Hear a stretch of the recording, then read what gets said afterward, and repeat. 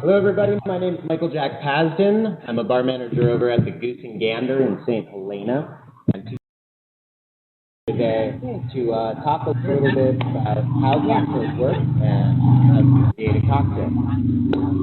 So in order to do that, I'm going to be telling you some little tricks of trade, as well as explaining some of the sort of foundations of cocktail architecture, all the while making some drinks for you to look at and for here to imbibe. So we have some willing participants here. We've actually been wine tasting for quite some time now, last couple of hours, and it's very appropriate to start with that because really creating a cocktail is a little bit like tasting wine in reverse. When you're tasting wine, you're looking for elements in the finished wine like acidity, sweetness, tannin, body, mouthfeel, astringency in general. And when creating a cocktail, you're doing the same thing. You're trying to combine different elements, primarily boozes that have their own characters, along with sweeteners, acids like fruit juices, bittering agents, water, essentially, all these different things to balance them together to make a seamless whole. Now, how do you get started doing that? Well, for myself, it was by having a job where I had to make classic cocktails over and over and over and over again, having to make them the same every time, tasting them, and learning through that experience what made them work. If I added a little bit too much curacao or too little lime juice or something like that, I would taste and I'd realize that the cocktail was out of balance. And then gradually over time, understand the sort of core architecture or ratios to a cocktail. Now, to exemplify that, I'm going to make first one of the most simple drinks of all time, a margarita. Now, a margarita is just 3 elements. Tequila.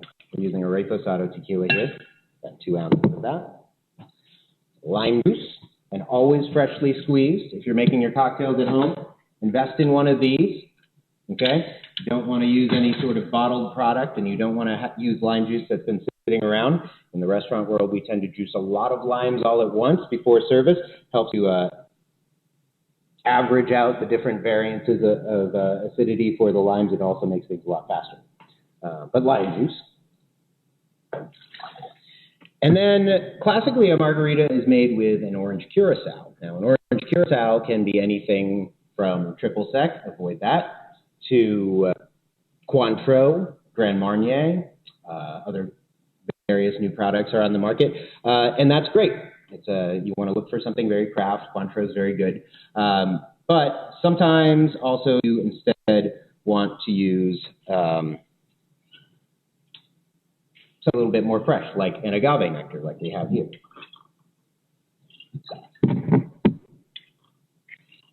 Now, those 3 ingredients, we've got booze, that carries a lot of interesting flavors, grassiness from the agave plant, a little vanillin from the oak that this tequila was aged in, the lime, which has its own flavors, but most importantly carries acid, and the agave, which provides sweetness, are the core architecture, sort of a golden ratio to most sour type drinks. Of course, if you're talking something straight spirit or something else, things get a little bit different, but we're talking mostly about a sour.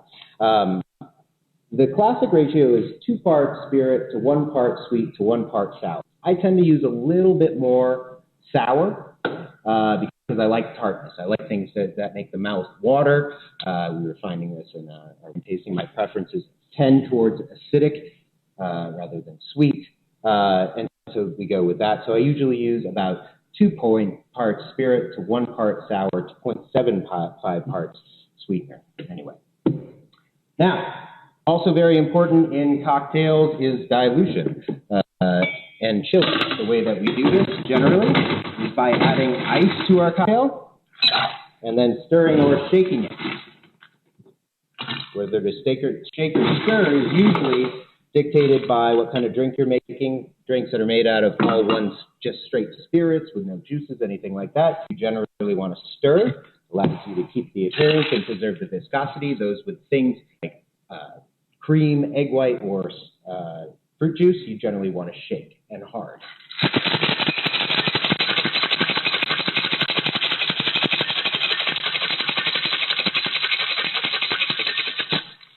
that make your mouth water? Yeah. Because it should for me. Yeah. Now, by shaking, I'm doing a few things. I'm chilling the beverage. I'm also diluting it slightly. Funny thing, water is one of the least appreciated elements in cocktails, but it's essential to most all of them. Even if it's just a straight spirit drink, you always need to dilute the drink. Water, flavor molecules hate, well, they love alcohol. They love to stay in there, but they hate water. So putting more water into your cocktail helps to release the flavor, make the drink a little bit more palatable too. Also emulsifying the drink, getting it nice and cloudy like this, which helps the sweetness and the acids come together in a way that's going to spread out over your palate. So taste. Pretty good. You guys can taste that too. Now there's some salt on the rim of that. That's great with margaritas, traditional thing. Salt is another great thing that, as chefs know, help to activate certain flavors. And it's the exact same thing with your margaritas. It's amazing tasting the same margarita side by side with one that doesn't have salt. What a difference there is. Salt really makes it pop. If you don't like salt, just don't put salt on it. Michael, question? Yeah. I saw you take the strainer. Were you straining away some of the ice? Yes. So you don't have too much water? Yeah. So this is the other thing. I shook that nice and hard, and the action of the shaker is allowing the ice to move around back and forth with the drink inside, breaking off the ice in the process, melting it slightly in the process, causing dilution. But if I just dumped that out or strained it loosely with a single strainer, what I'd end up with, because I'm a hard shaker, I get issues, I'd end up with a lot of little ice chunks inside of my drink, and those would further dilute the drink. So I've shaken it to exactly where I want it to, and I use this other little thing, it's called a double strain, to get out the ice shards, leaving you the finished product. Strained over fresh ice, always strain over fresh ice. You don't want the ice that's been broken up in here, because the rule with ice is the more it breaks up, the more surface area, the quicker it melts, the quicker your drink becomes a watery mess. Are you into new and different forms of federates and purified waters, and is that another part of it? Now, I don't want to sound like a young mixologist, but these guys have pretty poor ice over here at ToutSuite. We got to work on this for you. This ice is a little bit broken up. At the restaurant, we use something called a cold draft ice machine, which creates really nice, crystal clear ice cubes that are big. And when making cocktails at home, I often recommend investing in some Tobolo ice trays, these silicone ice trays that have like 1 inch by 1 inch up to 2 inch by 2 inch cubes that you can shake and mix your cocktails with at home. It just makes for a better, more controllable mix. Okay, I want to talk about something serious. Yeah. Talk about the tequila. Okay. All right, so I've been to tequila, and they take it very, very seriously. Yes. You Tequila is serious poured business. agave. Mm-hmm. You talk a little bit about, I always thought that you poured a cheaper tequila in something like a mix like this because you can't taste it anyway, but that's not the case, or is it? Well, you can get a really good tequila without spending a lot of money. Now, I don't, personally, I like tequilas that are in the sort of middle range. I mean, like, there's some luxury tequilas coming out these days that are just, you can spend hundreds of dollars a bottle. And those are fine, and those are for more of a luxury sipping market. You don't really want to mess with those, of course, in your margarita unless you're just trying to show off. But something like this, a solid 100% blue agave, Blanco or Reposado works fine. Mid-range, $30-something a bottle, you can get some great tequila for that. You don't have to go crazy.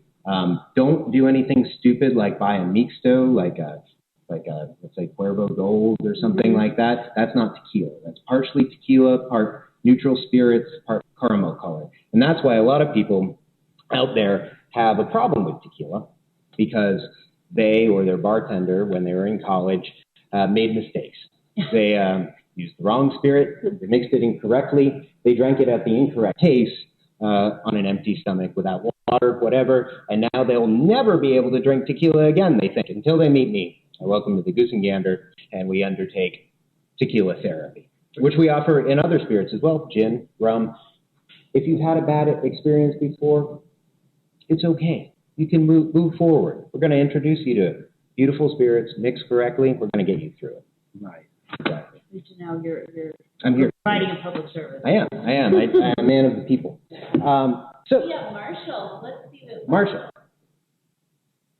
Do we have our friend Marshall joining in? Marshall's on cam. He's got a little noise in his background, so let's bring him back in. Hey, Marshall. Oh. Hey, Susan, how's it going? Hey. So I'm also someone that probably had the wrong tequila when I was younger, and occasionally I'll try nice tequila now, but it's not something that I drink a lot of.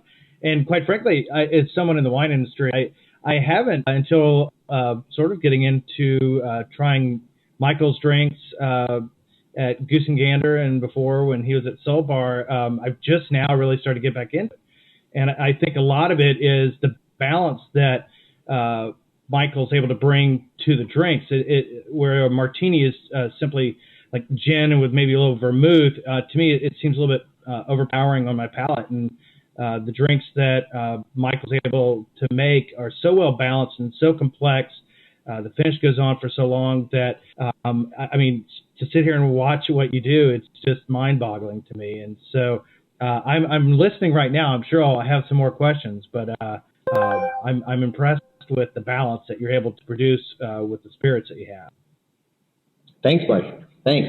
And I think the point that Marshall's bringing up is the key one, because we've talked a little bit about the right spirit, the right ice, maybe the right citrus, the right sweetener, the right ratio, but all of that is coming together to make the right balance. Now, if you wanted to get a little bit more complex, which is what we're about to do, and make some sort of a more crazy cocktail, you can do that as long as you follow the simple rules that were set down here with the right ratio, creating the right balance, the simple elements of spirit, sweetener, and acid.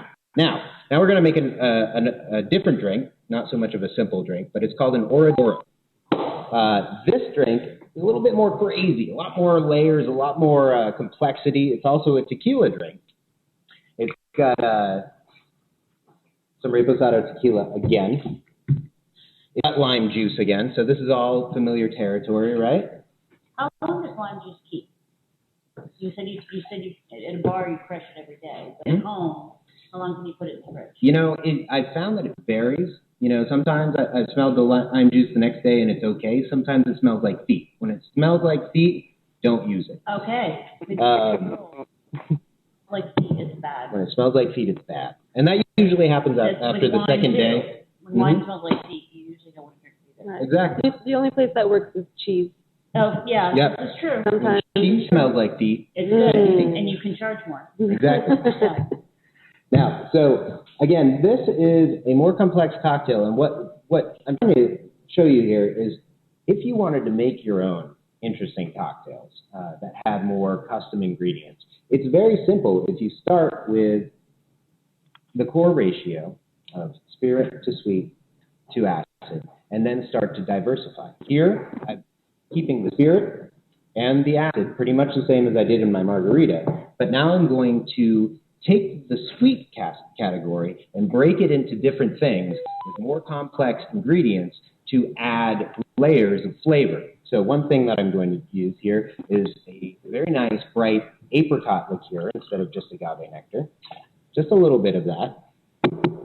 I'm going to then use some actual agave nectar, but agave nectar that I've infused with orange, chipotle, and cinnamon. Basically, take some orange rinds, some cinnamon, chipotle, boil them for a while, and then mix in water, strain that out, and mix it with 1 part water to 1 part agave nectar syrup.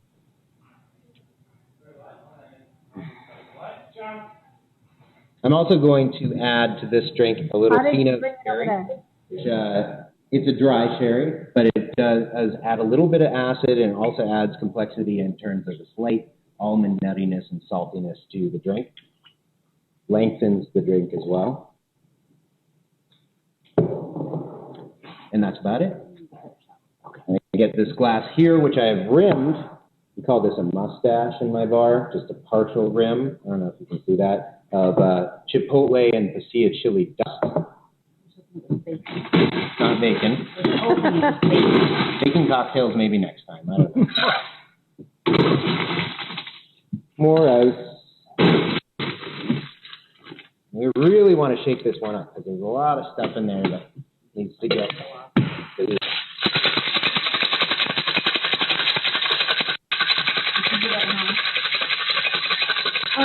I'm lucky enough to get a sample of some of his cocktails at home, but more often than not, at the end of the night, it's make your own gin and tonic. Making enough drinks. I've made enough drinks for everyone in the valley tonight. Why don't you make me a gin? Yeah.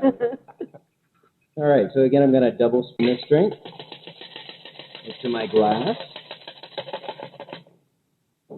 You notice that I'm also straining into this glass and then adding ice also. It's actually important when it's hot, but sometimes you don't want to add your ice first just to melt in the glass while you're talking and mixing your drink. Right. Water management. Mm-hmm. Yeah, dilution control is key. Yeah. Just see, ice as another bartender, LA bartender once said, ice is to the bartender as fire is to the chef.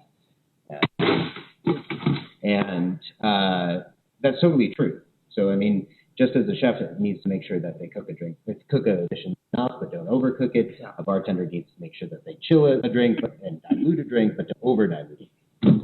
To finish this drink, I'm going to put a little bit of orange zest over the top. So this is going to create an aromatic topping. You'll smell the orange oil as well as the chipotle and pasilla on the rim there. Not so much taste it, but smell it, which creates what you call a retro-olfactory effect. Whereas when you're sipping the drink, you're smelling, tasting, everything's mixing together behind. And this is the drink. It's called an Hora de Oro, or golden hour, and it's great. I mean, it's got all sorts of flavors going on. I'll let them attest. But at its core, it has the same architecture as that very simple margarita we were talking about before.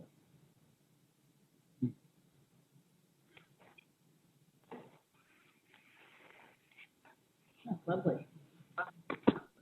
Great. Go right for the Yeah, it's good to sip through the mustache because you get the spice as well. But some people don't like spice, so we keep that on the side. Wow. That's amazing. Yeah. The orange really actually adds a lot. It does. There's so much candy. What are you pointing to? Go for the Go for the commercial there. All right, then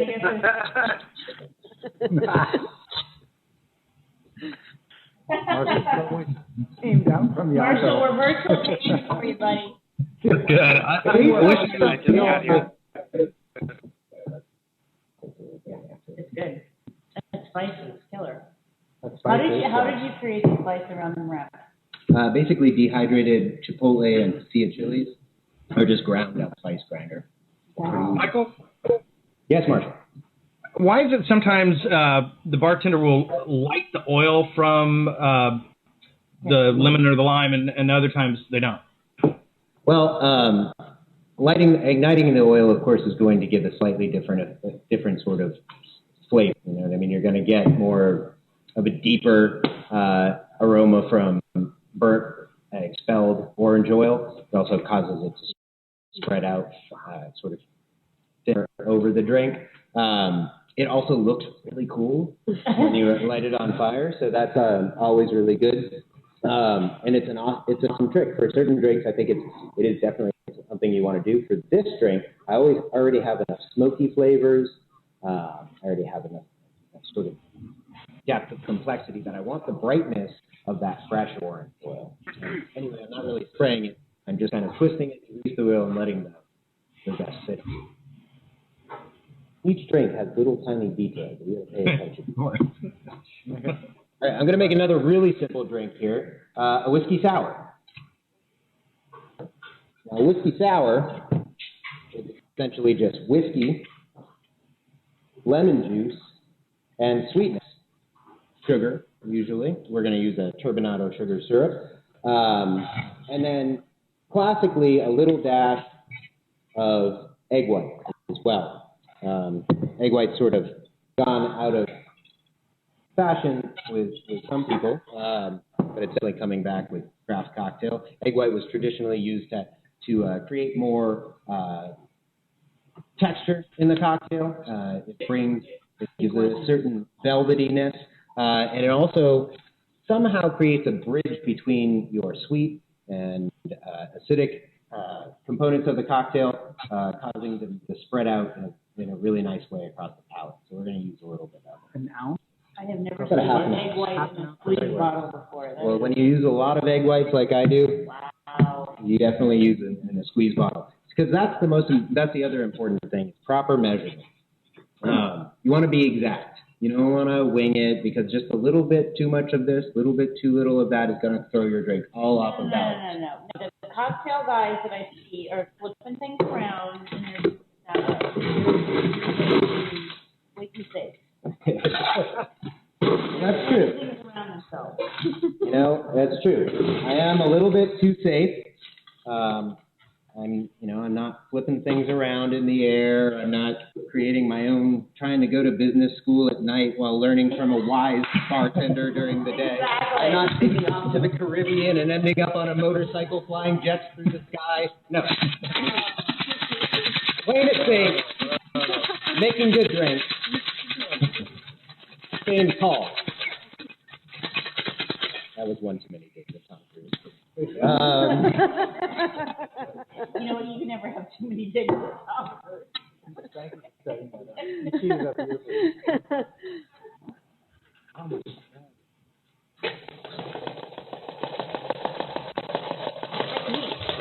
Right. See how this So enthused with that.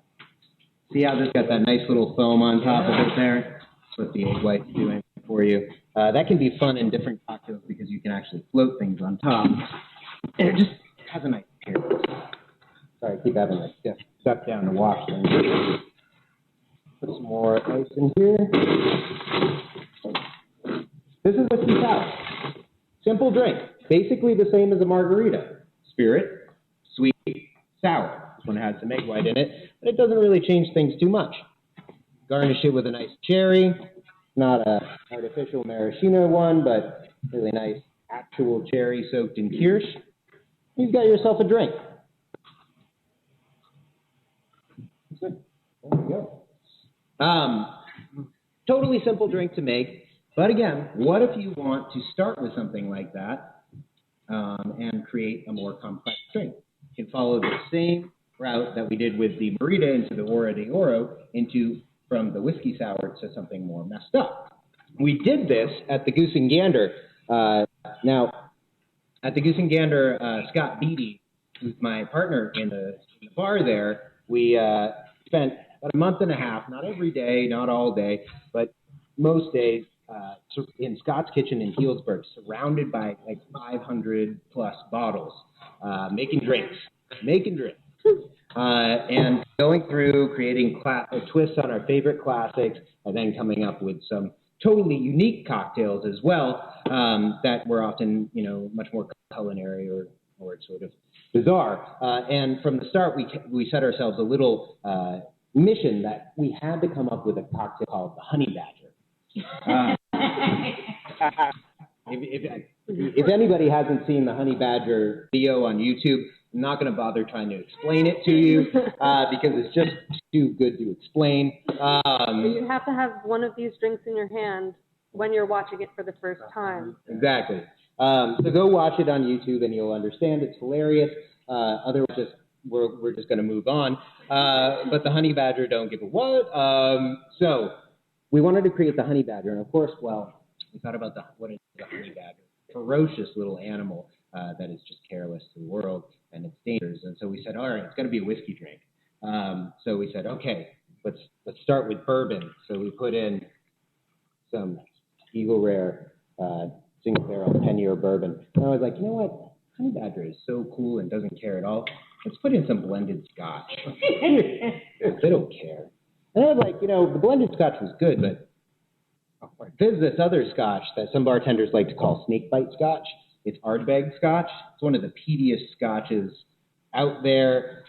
Just a little bit goes a long way, and so we said, let's just add a little bit of Ardbeg. Just like a super tiny amount, actually. That's too much. Right there. Just a tiny bit of Ardbeg to give it some real peat flavor. Honey badger's gonna bite us. Honey badger's going to get you. Then we want this to be a sour, bright, refreshing cocktail, so we knew we were going to add some lemon juice. Lemon juice tends to go better with brown spirits, like whiskeys anyway. So we started there. We also wanted to give more acidity, but we knew we were going to get kind of crazy with the flavors. So pineapple juice is actually a great thing to help bridge flavors. So a little bit of pineapple juice. It's exotic. And it is exotic, the honey badger. And that's when we... Marshall? What? We have some Ardbeg around here. Where's the bottle? Oh, You get some Ardbeg at home? yes. Not my. To work for them. Voila. It's There you go. Corey Becken. We don't have the rest though.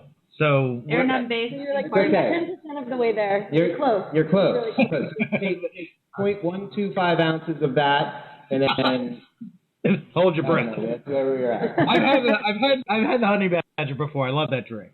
Okay. So, of course, we're going to use honey in the honey badger. So we made a honey syrup. But then I sourced from the honey badger, actual animal comes from Africa and the Indian subcontinent. And so I reached for some other sort of crazy, rough, aromatic spices from that area, namely black cardamom, which is smoky and menthol-like. That's going to complement the scotch, and bird's eye chili, African bird's eye chili, which is a fairly deadly chili pepper. In fact, Joy can attribute that when I first was fooling around with making the syrup, I was simmering a little pan with the bird's eye chilies, and we lost attention for a minute, and then all of a sudden we started coughing and sneezing and all of this stuff, and we were like, what's going on? Are we being gassed? And it was the bird's eye chili getting weaponized in our kitchen. So you put just a little bit of bird's eye chili in that honey syrup. And then, bartender's secret weapon, bitters. 2 kinds of bitters, 1 dash of Angostura, 1 dash of Fee Brothers Old Fashioned. Now, this is a lot of ingredients going on, right? Now, it sounds like it's all over the place, right? But we're still following the basic architecture of that whiskey sour. Spirit, although we've split the spirit into 3 different categories of spirit that are in different portions to complement each other. Sour, acid from the lemon and the pineapple. Sweet, more pineapple comes into that, but also the honey syrup, okay? And then we're also going to add bitters, which bitters, they add spice to a cocktail, but they also add bitterness, which actually dries it out, which kind of works on the acid side of things in the equation. Anyway, so still, if you kind of group things, you're still in that 1 to 2 to 1 to 0.75. Don't worry, we're not even done yet. So, Lydia, I'm going to need some more ice.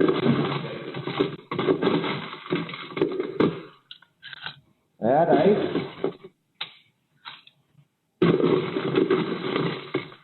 Gremlins again.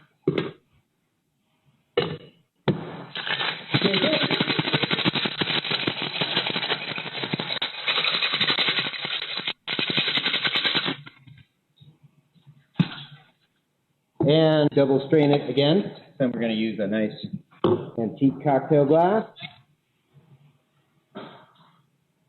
I love Murray.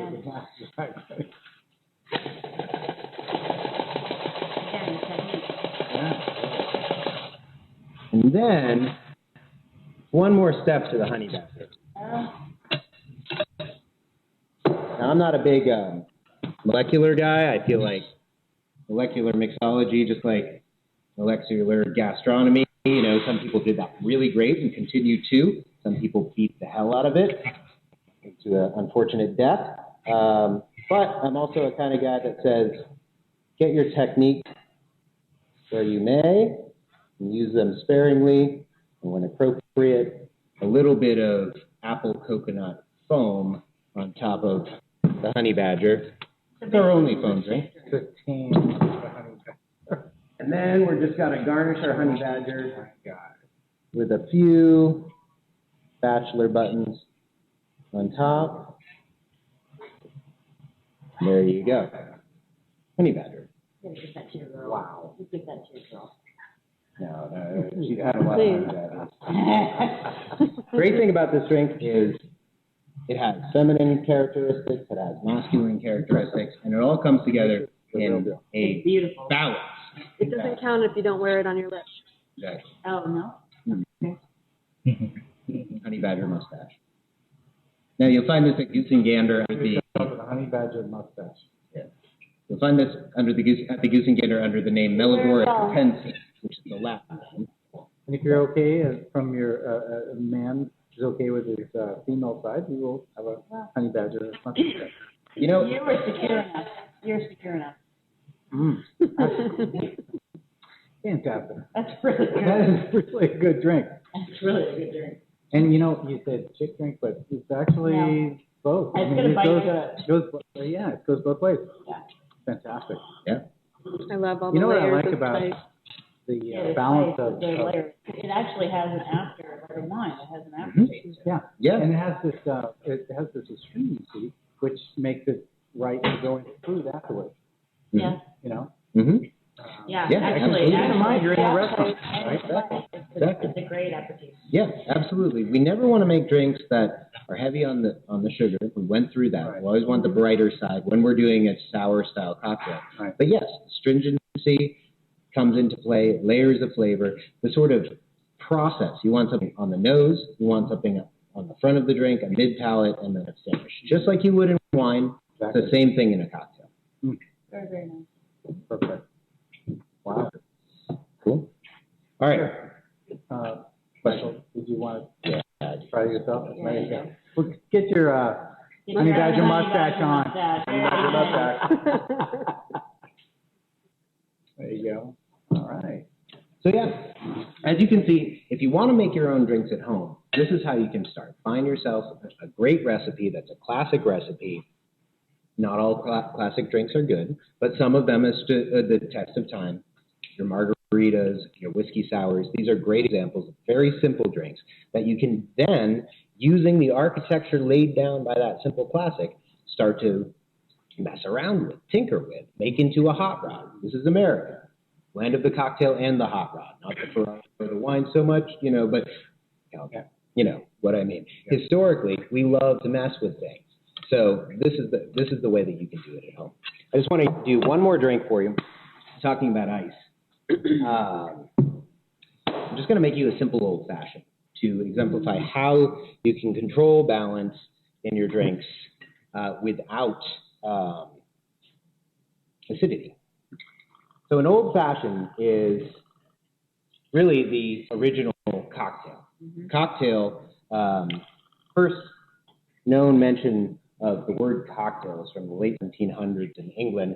Nobody really knows what they were talking about. It was apparently some lewd joke or something like that. But the first printed reference of cocktail that resembles what it came to be and was consumed as comes from 1806, I believe, in a Hudson, York newspaper that mentioned a cocktail as a spirituous libation composed of spirit, bitters, sugar, and water.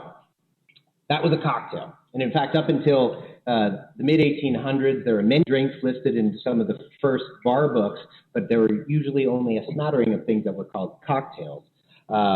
Because up until that time, there were flips, sangarees, calabogus, things like this, that were daisies, fixes, that were not properly cocktails. It only was until more like towards the 20th century when people started calling everything a cocktail. But even in that time, people sort of got nostalgic and would say, I just want an old-fashioned style cocktail, like the original one, an old-fashioned whiskey cocktail. And that was where the name for the old-fashioned came from.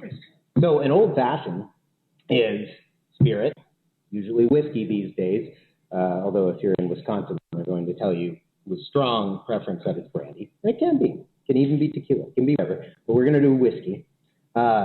Sugar, and in this case, we're going to use a turbinado sugar syrup, just a quarter of an ounce to 2 ounces of the bourbon, and then bitters. Now, it's the recipe, so that's why you do it. But why do you really do it? It's because I've taken my spirit, and I've taken a sweetener, and by what we saw before, we should be looking for something to balance out that sweetening agent, even though it's just a little bit in there. I'm not going to add any fruit to this. This is a cocktail that comes from way before people were putting fruit into their drinks. It's kind of weird to them. But what I am going to add is I'm going to add bitters. That adds spice and astringency, bitterness, that actually dries out the cocktail. Works the same when you're tasting any alcoholic beverage. The astringency will actually drag down your perception of the sweetness of the drink. No exception in this. Other cocktails like the Manhattan, which actually does have some acid provided by vermouth, do rely on bitters to rein in the sweetness that you're dealing with in the drink and bring the drink into ultimate balance. So here I've used old-fashioned aromatic bitters from Fee Brothers in New York, Angostura, the classic, and a little bit of orange bitters as well to call this into line. I'm then going to add ice and stir this drink. This is a straight spirit drink. You don't want to shake it. You don't want to shake any straight spirit drink. So maybe you do. It's up to you if you like your martini shaken with the ice chips on top. I'm not going to argue with you. However, classically, you want to stir your straight spirit drink. This prevents the introduction of small air bubbles in your drinks, the emulsification effect, and maintains a certain natural viscosity that the liquor has, and also that nice clean appearance the liquor has as well. And it's very James Bond. Well, James Bond is famous for wanting them shaken, not stirred. But you know, the reason he had to say that is because back then everybody stirred their drinks. Not like now. He likes it. Yeah, he just wanted to be different. Yeah. I'm also going to take a nice big hand-carved crystal clear ice cube here, and I'm going to pour my drink on top of that. At the Goose Gander, we get 300-pound blocks of crystal clear carving ice. Bring it up to we get it in the city, we bring it up to St. Helena, break that down with chainsaws, and then hand carve our ice cubes to, ice is important, to get you these nice, big, low surface area cubes for your drinks. Again, that prevents undue dilution once the drink is put inside, and also looks really cool.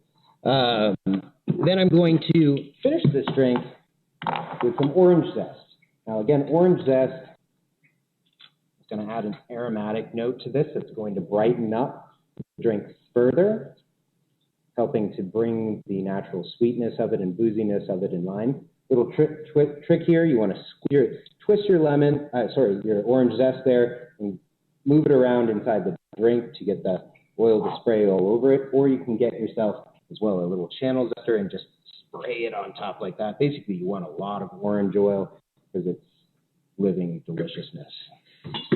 And there you have it, an old-fashioned. It prevents scurvy as well. Yeah, it does. Prevents Yeah, it's important. It's in front of me this time. Yeah. Wow. I don't even want to taste this masterpiece.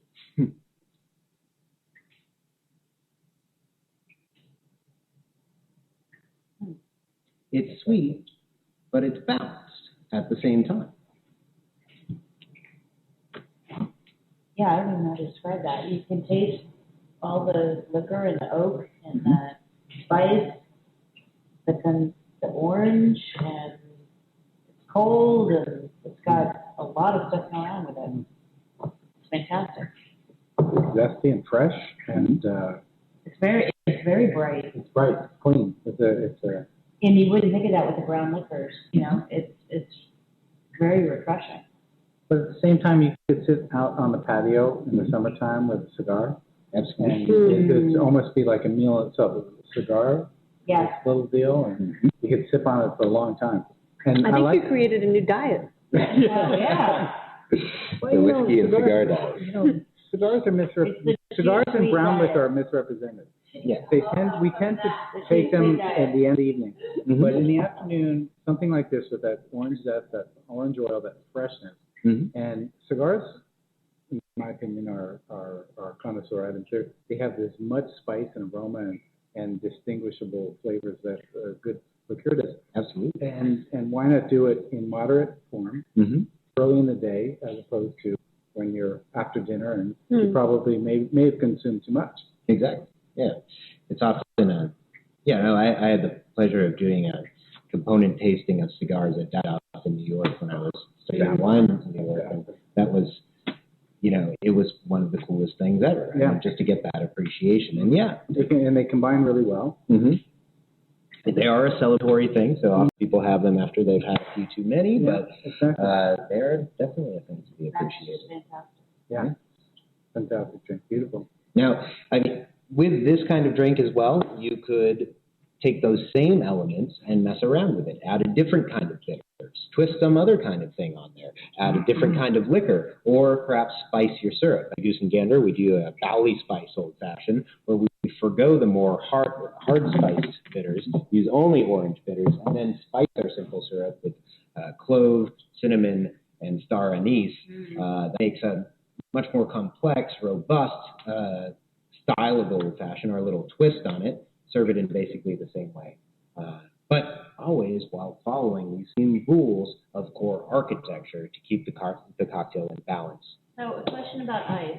We're going back to ice. Can you buy ice trays that have these balls or something like that and then use purified water? Because to me, that big old ball of ice that you poured it over is the main component of it. Yeah, well, absolutely. I mean, you can buy fairly large molds, and you can buy spherical molds, which actually are pretty cool because they have less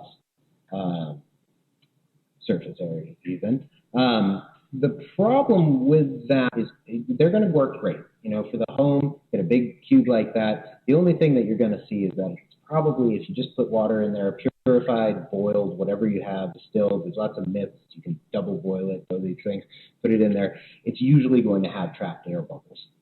So the way that this ice is made is a machine that constantly circulates the water so that gas can't settle inside of the ice. It's constantly coming out. But when you freeze at home, usually you're going to get trapped gas in there. It's going to change the appearance, but it's also going to change the effect, because when there's trapped gas inside of your ice, what you're going to get is more crumbliness. You know what I mean? So, I mean, it's okay. I mean, there's all sorts of neat techniques that you could fill a So smokeless, we should just go to the Goose Gander. No, there's a few alternatives. If you want to get crazy about it, there are some things you can look online. There, if you had a big freezer, there's a way to do it in a cooler that's put inside of the freezer that freezes partially clear. You cut it off. It's a lot of work. Also, there's a product called Gloss Luxury Ice if you're in Bev mode that you could certainly look into if it was like a special occasion. You wanted to have some crystal clear ice balls. They actually sell them in Bevmo, and you can buy them right out of there. You know that? Bring them home and put them in your drink, and it's super pure, crystal clear ice. Or again, you could, just come and see us at the Goose Gander, where we've done the work for you. That sounds the easiest. So at home we shake. We have an architecture. We stick to the principle. We shake. We strain. We put it on top of fresh ice, and we go. Yeah, exactly. And you play around. There you go. And you play and you experiment. Exactly. And some of it's going to work. Some of it's not going to work. But you know what? It's fun. Well, I've experimented usually at home with cocktails and that's anything even close to this. So thank you. Yeah, These are fantastic. Yeah. Yeah. Bravo. Super. Great. Thank you. Thanks to ToutSuite and Marshall. Thanks, Hello, Marshall. Can't hear Marshall, but he's saying thank you and something else. Marshall, 1 second there. Whiskey sour again. Oh, yeah. Oh my gosh, yes. See you guys. Bye, See you, Marshall. Bye, Marshall. You know, I came up in New York Are we in the done? wine You gotta business. wrap it up. Are we still? to wrap it up. But, for at least this time, thank you very much for tuning in. And, maybe some other time you can come down to Goose and Gander, and maybe we'll come back here and talk some more about making drinks. All right. Nice. Cheers. Cheers. See you in 10 minutes. Wow.